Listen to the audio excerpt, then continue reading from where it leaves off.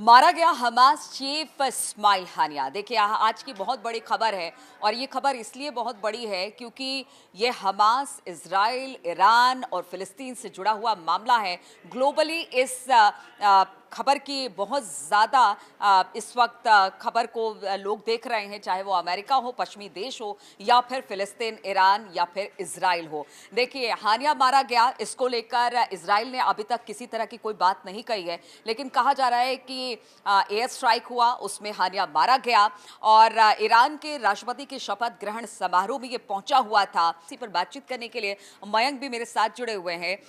मयंक, अगर इस्माइल हानिया की बात की जाए, आप देखिए ये एक फिलिस्तीन नेता है, ये पॉलिटिकल लीडर भी है, एक तरह से कह लीजिए हमास का बड़ा नेता है। अब इसके मारे जाने की पुष्टि हमास ने भी कर ली है, लेकिन कौन है इस्माइल हानिया, किस तरह से ये जो इजराइल है उसके लिए खतरा बना हुआ था और किस तरह से ये अपना काम करता था, सबसे पहले ये हमारे दर्शकों को बताइए और उसके बाद बात करेंगे कि किस तरह से इसका ग्लोबल इम्पैक्ट पड़ने वाला है। देखिए, इस्माइल हनिया हमको 3-4 चीज़ें समझने की ज़रूरत है कि इस्माइल हनिया की जो हत्या हुई है, इसके बाद इस पूरे रीजन की जो पॉलिटिक्स है, अब वो उसमें बहुत बड़ा परिवर्तन होने जा रहा है। एक तो इनकी हत्या हुई है तेहरान में। इस्माइल हनिया जो है ईरान के राष्ट्रपति के शपथ समारोह में शामिल हुए थे।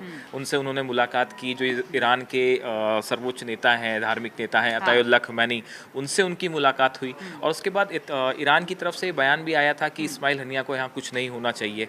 और उसके बाद कल रात को कहा सिक्योरिटी, सिक्योरिटी, बिल्कुल बिल्कुल। तो अब हुआ ये कि इनकी ऐसा कहा जा रहा है कि गाइडेड मिसाइल से, ये जहाँ पे जिस घर में रुके हुए थे वहाँ पे गाइडेड मिसाइल से जो है वो इनके ऊपर जो है, इनके घर के ऊपर स्ट्राइक होता है और इनकी भी मौत हो गई है और उसमें एक इनका गार्ड था, उसकी भी मौत हो गई है।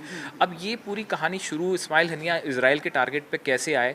पिछले साल अक्टूबर 2023 में इजराइल के ऊपर हमास का बड़ा हमला था। करीब काफ़ी सारे लड़ाके जो थे, उनके जो सैनिक थे वो इजराइल की सीमा के अंदर दाखिल हो गए थे और उसमें करीब 1200 लोगों की मौत हो गई थी और काफ़ी सारे जो इजराइल के लोग हैं उनको बंधक बना लिया था हमास ने। और अभी तो कहा जाता है कि उसमें से काफ़ी सारे लोग हैं 160 से 100, हाँ 160, 100 से 160 के बीच में। और ये कहा जा रहा था कि हनिया ही था जो कि ये निगोशिएट कर रहा था कि कब युद्ध विराम होगा, कब इन लोगों को छोड़ा जाएगा।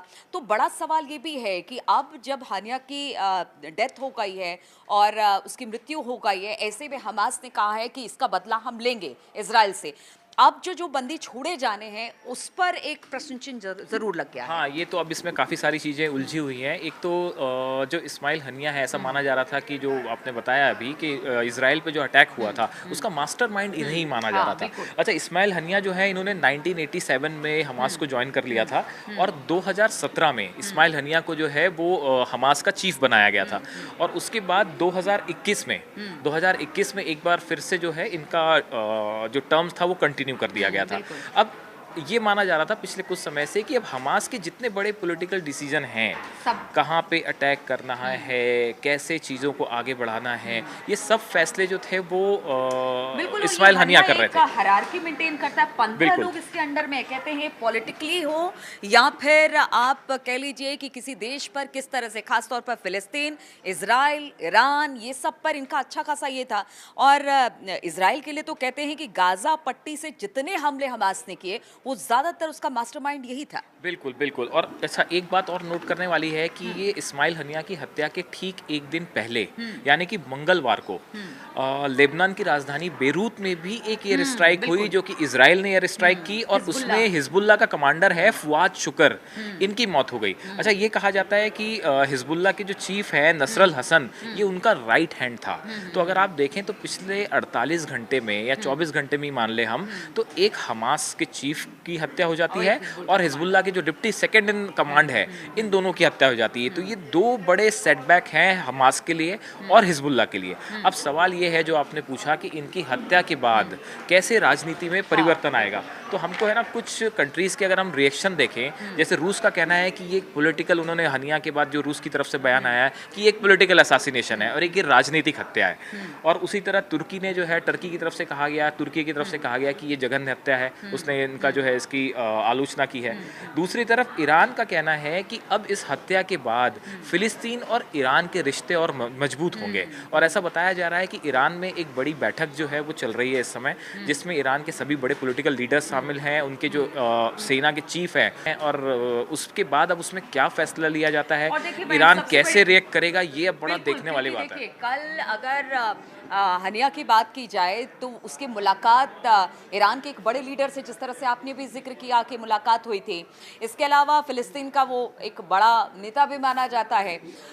चूंकि देखिए, अब इसके बाद अशांति तो कुछ होगी, क्योंकि हमास ने कहा है कि कायराना हरकत है और हम इसका बदला लेंगे। ऐसे में देखिए, अमेरिका भी इसमें घुस रहा है, क्योंकि वो चाहता है कि विश्व में शांति हो। अब ऐसे में अमेरिका की तरफ से कहा गया है कि अगर ईरान या फिलिस्तीन इजराइल पर किसी तरह का हमला करते हैं तो फिर अमेरिका इस हमले को नहीं होने देगा। यानी ग्लोबली इम्पैक्ट पड़ता है, इस पूरा दिखाई दे ग्लोबल रहा है। इम्पैक्ट होगा। और मैं आपकी बात को आगे बढ़ाऊंगा कि अगर ट्रंप अमेरिका में चुनाव जीत जाते हैं, हाँ। तो ट्रंप का रुख जो है वो हमास और हिजबुल्लाह के खिलाफ बहुत एग्रेसिव माना जाता है। और ट्रंप तो मतलब इस बात के लिए बिल्कुल कतई तैयार नहीं है, उनको बर्दाश्त नहीं है कि इजराइल पे हमला हो। तो अगर मान और एक लीजिए, आतंकवादी संगठन, हाँ और इसको बिल्कुल लेकर बिल्कुल अमेरिका हो चाहे भारत हो या बाकी जो भी इसके विरोध में हमेशा आतंकवाद के रहे हैं, वो बिल्कुल अपनी तरफ से बिल्कुल। एक तो नीति अब जो है ऐसा लगता है कि इस हमले के बाद अभी अगले 24 से 48 घंटे बहुत क्रूशियल हैं, जिसमें ये बात देखने वाली होगी कि कैसे ईरान इसको रिएक्ट करता है, हमास कैसे रिएक्ट करता है, हिजबुल्लाह का क्या रुख रहता है। और इसके साथ साथ जो बड़ी देखने वाली बात है कि अमेरिका जो है, अगर मान लीजिए किसी तरह का कोई रिएक्शन आता है बड़ा, या किसी तरह का कोई रिटेलिएशन हमास की तरफ से होता है, तो उस समय फिर अमेरिका का रुख क्या होगा। तो अगर अभी तो ये लड़ाई जो है ये एक प्रकार से इजराइल और हमास तक है, लेकिन अगर इसमें इसका स्केल बढ़ता है तो फिर ये लड़ाई जो है, अगर इसमें अमेरिका भी शामिल होता है, तो फिर यहाँ से जो है मामला थोड़ा सा और बिगड़ सकता है। और इसका एक बात तो तय है कि इसका बड़ा ग्लोबल इम्पैक्ट जो है वो अगले कुछ दिनों में देखने को मिलेगा। बिल्कुल। तो हानिया की हत्या के बाद ग्लोबल इम्पैक्ट अब देखने को मिल रहा है, चाहे वो ईरान हो, इजराइल हो, फिलिस्तीन हो, और अमेरिका की एंट्री भी इसमें हो गई है। तो इस खबर पर लगातार हमारी नजर बनी रहेगी। आप बने रहिए हमारे साथ।